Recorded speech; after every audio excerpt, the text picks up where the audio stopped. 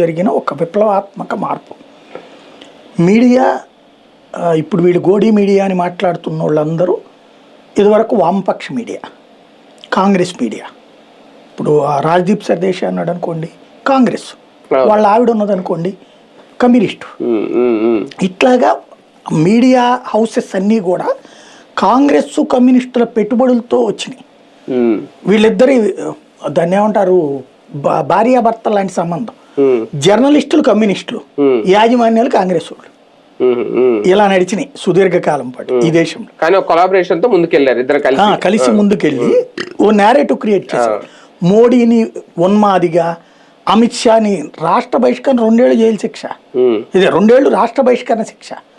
ఇది ఎంత దుర్మార్గం ఉంటుంది. హోంమంత్రిగా ఉన్నోండి ఎవరిని ఒక తీవ్రవాదిని చంపినందుకు, తీవ్రవాదిని పోలీసులు ఎన్కౌంటర్ చేసినందుకు హోంమంత్రిని పట్టిన సందర్భం. అలాంటి దుర్మార్గపు చర్యలు చాలా జరిగినాయి అప్పుడు.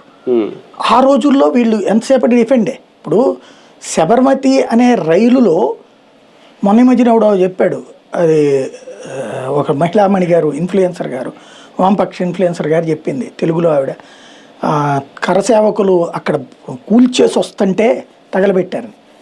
అది 92లో జరిగింది కరసేవ. ఇది 2002లో శబర్మతి ఎక్స్ప్రెస్. మోడీ ముఖ్యమంత్రి అయిన తర్వాత ఏడాది ముందే